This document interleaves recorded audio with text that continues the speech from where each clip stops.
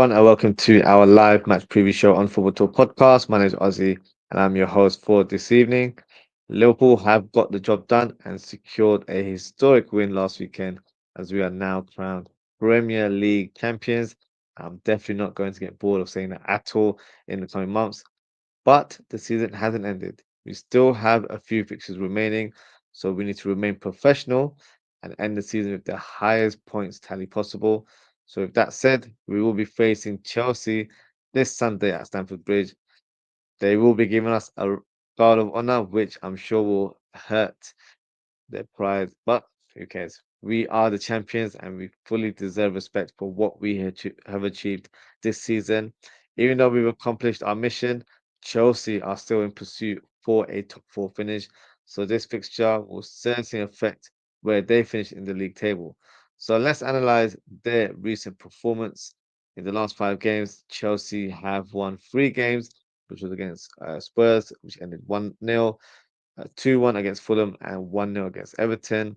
And they've drawn twice, which was a 0-0 against Brentford and a 2-2 draw against Ipswich Town. So they have been showing some good level form in recent weeks, and they're probably in good form at the right time as there's 4 teams fighting for third and fourth position. And I'll be honest, I'm still a bit unsure in terms of who will finish those positions because they all are playing to a good level, and they probably equally all deserve to finish in the top four. So it'll be a very interesting end to the season in terms of the top four race. So let's move on and present the team news. So in terms of Chelsea, Robert Sanchez and Christopher Nkunku were missing on Thursday night in the Europa League Conference League, sorry, tie against Garden, I think is how you pronounce the name. So not sure if they will be fit enough to take part in this fixture. In regards to Liverpool, Conor Bradley has trained and is expected to be part of the squad. Whether he starts or not remains to be seen. Joe Gomez is still not quite ready, but could feature before the season concludes. And Tyler Morton is still sidelined with a shoulder injury. So let's present a graphic and do the match preview. We'll start with the away team, and that is sure. Start with the home team, of course. So we'll do the home team and then we'll speak about Liverpool in more detail. So in terms of their lineup, of course, Robert Sanchez is not available due to a possible injury. I don't think that's a bad thing from a Chelsea point of view because he's not a good keeper in my opinion. I've always thought he looks quite average, very prone to making goalkeeping errors, and yeah, I don't think he's a good quality keeper. So that's probably why Chelsea are linked with our number two, which is Kelleher, who's a better goalkeeper and a safe pair of hands as well. So I think for this fixture, I expect to see Jorgensen start in goal. And in terms of the right back, so in the last fixture, in terms of the Conference League, they had Chipomong, who is a young right back coming through the ranks, and they also played Caicedo over the weekend at right back against Everton. So in this fixture, I don't expect neither player to start. I think you will see the return of Gusto in this lineup.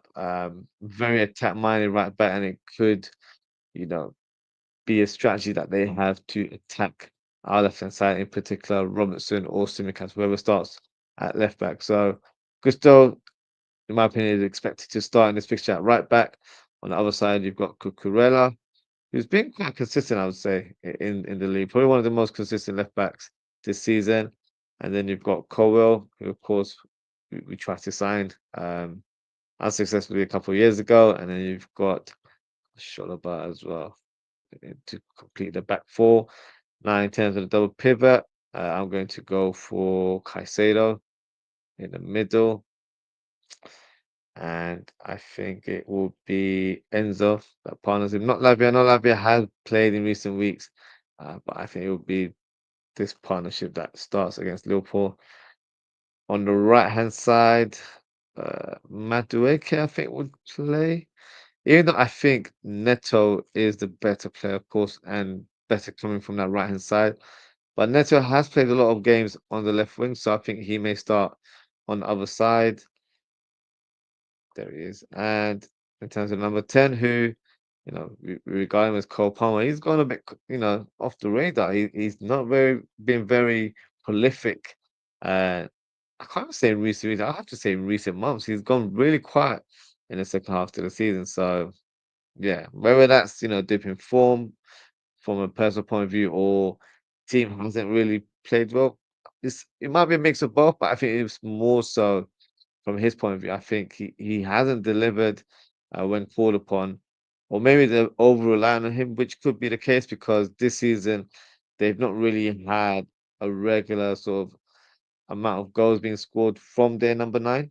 They've had Nkuku, Jackson. Uh, they've had their injuries issues as well, so they've not really had a consistent number nine. I'm sure that's something that they'll probably address in the summer. But for this fixture, I'm expecting Jackson to return to the lineup. He, of course, scored last week against Everton, which was the winning goal. Uh, in terms of Thursday night, he scored 2 goals in the Conference League tie as well. So he's got 3 goals in 2 games, so he's back in goal scoring form. Let's see if he's able to produce that sort of form in front of goal against Liverpool. So that is my predicted lineup for Chelsea. Good team, of course. I think they've got some good players that could hurt us on the counter attack, but I have a lot of faith in my team to, know, make sure that they aren't, fully exposed and they are fully equipped to handle any attacks coming from any side of this team. So the players to look out for me, it's probably Neto. I think he's a live wire on either wing, whether he plays on the right or left. I can see Madueke and Neto, interchanging at times in the game, depending on how well or how bad the other winger is doing. I think Neto is definitely going to be one to watch. His dribbling ability, his pace, his crossing ability will definitely, have an impact in terms of how we defend as a team. And then Gusto, I think, could have a key role bombing down that right hand side. So those are the two that I'm looking, as potential danger men in this. Of course, you've got the likes of Palmer, who can produce a moment of excellence in any time. You've got Madueke, who's a good player. I think he's very solid in terms of what he produces, but maybe doesn't do it on a consistent basis. Jackson is definitely a handful. So we've got to make sure that any physical battles that's upon us, we have to make sure we're able to dispose of him very very quickly because on the half turn he can shoot with either foot as well and has a decent strike on him and has shown that this season. I know last year you know people making jokes about him because he looks very raw, but this season he looks a bit more accomplished. So it could be where we have to make sure we keep him quiet in this one. So yeah, it's not going to be a walk in the park, that's for sure. Um, but I do expect Liverpool to do well in this game. So that we'll now move on and present the graphic for the Liverpool predicted lineup. So Arne Slot mentioned in the press conference today that he's not going to start the normal team that he places every week, i.e., he's not going to field his strongest team for the remaining fixtures this season. So that could give opportunities to some of the squad players that we know have a lot of quality, but may not have been given the opportunity to start fixtures due to the good players that are in front of them. So it's very difficult to display someone when they're in good form. So I'm expecting a few rotation in this lineup. I might be going a bit overboard in terms of what I end up presenting, but I think there'll be a few players that will surprise in terms of who starts. But that will be my predicted lineup. So I'm still expecting Allison to start in this fixture, but maybe in the upcoming fixture we might see Kelleher in goal. I think due to Bradley's uncertainty of his fitness, I think Trent will start in this game.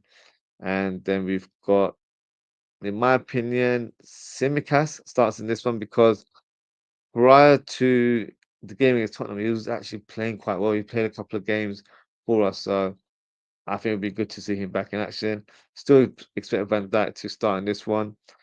Some may go with Kwanzaa to complete the back line. I would still go with Konate. I feel like we still need that stability in the back. So in terms of midfield and up front, we can kind of rotate there, but we do need a solid sort of partnership going into this week because Chelsea will, causes issues. So I'm still going to stick with Konate for this fixture. Now, in terms of the midfield, I'm going for McAllister, who of course scored a phenomenal goal up there, a rocket into that top corner there. So he starts in this one.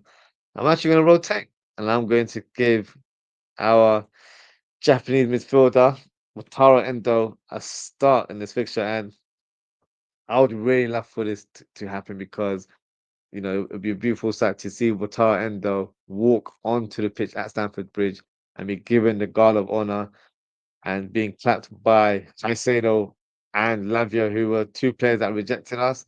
And when we signed Endo, rival fans were making fun of us, saying, "Oh, instead of Enzo, you guys got Endo." Like, he's not, as good as signing as you should have been making in the summer, but never judge a book by its cover. You know the saying. So for me, Endo has been a solid member of our squad.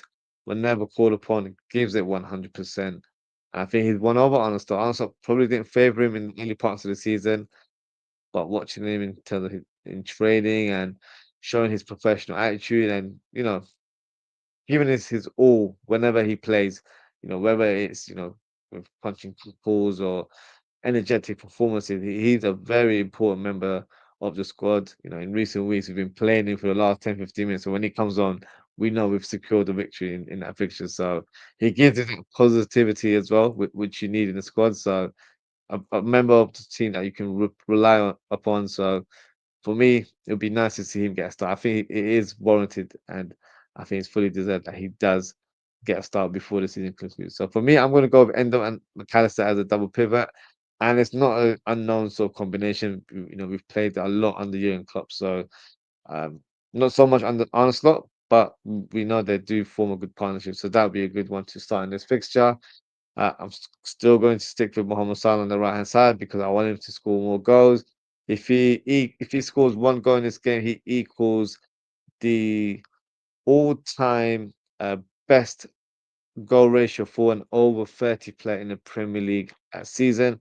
That record was actually set by Didier Drogba in 2009/2010 season. So, you know, Mo Salah is accustomed to breaking records left, right, and center. So if he gets on the score sheet for this fixture, he'll be breaking another one. So for me, has to start. The more games he plays, the more goals he's able to score, and he'll be breaking a lot more records before the season concludes. So for me, he needs to be a starter.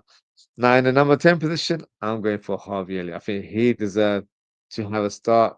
Very interesting comments from Arsenal in the press conference today where he said that after Harvey Elliott returned from his long-term injury, he didn't look at his best. So he pretty much challenged him to make sure he's training hard and he does better in terms of what's asked from him. And he might not start games, but whenever he's called upon from off the bench, he needs to produce a decent account of himself. And he's also said that he's done that in recent weeks. So that would show that he's seen a different sort of turn of events from Harvey Elliott in terms of producing better performances. So that could mean that he's in his good books, or it could also mean that he might get some game time before the season concludes. Now, also with some of these players that I'm saying that deserve game time because they've been squad players this year, it, if you're looking at the other way, it actually could be regarded as we're playing these players because we want them to be on the shop window. Because if we want to sign new players, some of these players will need to vacate, and if they're playing actively in the last few games of the season, it may generate interest from other clubs. So, you can look at both sides, but I think from a Liverpool point of view, from an internal point of view, I think these players that are present in terms of Simicast, Endo, and Elliot deserve to have a starting position. And another player that I feel like should get a start, I don't know if he will, but I'm still gonna put it in my team here, and it's Chiesa. I would love for him to be involved in this fixture. I think he's only one appearance away from qualifying to get a Premier League medal because you have to have 5 appearances in the season. So he's only got 4 at the minute. So if he gets one, he will get a medal. And I think it's deserved. I know he's not been actively involved in the team, but he does seem to be a positive influence in the squad. He always seems, very happy amongst his squad members, and um, he has shown glimpses of his talent. I just feel like it's been a difficult season for him, where he's had a couple injuries in the early parts, and once he's sort of started training again and started getting a bit more game time, I think he's finding it quite difficult to get accustomed to the speed of how Liverpool play, the intensity and the physicality of the league or English football in general, because he's played more games in terms of FA Cup and Club World Cup. So it's been probably a learning curve for him. It's going to be very interesting to see what happens with Chiesa, because you can easily make a case that he probably deserves to have another chance next season. He's had one season to settle into new surroundings, and he should be raring to go next season. Or it could be where we don't think he's good enough to stay, because rumors will suggest that he wasn't Arne Slot's first choice in terms of signing, not a player that he really asks for when it comes to making a list of targets for Richard Hughes. And it was more of an FSG signing, where it was an opportunistic signing to sign a player of his caliber at a very top price. And if I'm being honest, as much as I rate the player, it hasn't really worked this season. So, we could easily move him on and sell him to Serie A, and there'll be a lot of suits. I know Napoli were linked to him, as they were trying to find a replacement for Kvaratskhelia. So there will be suitors for him, and they'll definitely pay more than what we pay for, which is 12 million. So we can easily gain 15, 20 million pounds for the winger. And he'll go back to, his homeland. He'll be back to playing in the league he's familiar with, and it'll be less intense than how it is in the Premier League. Me personally, I'd like for him to stay for another season. Think his experience, and hopefully, if he remains to be fit, I think his versatility will be a great asset for us next season. So I would like to see him stay at the club. In terms of what the outcome will be, who knows? Only time will tell.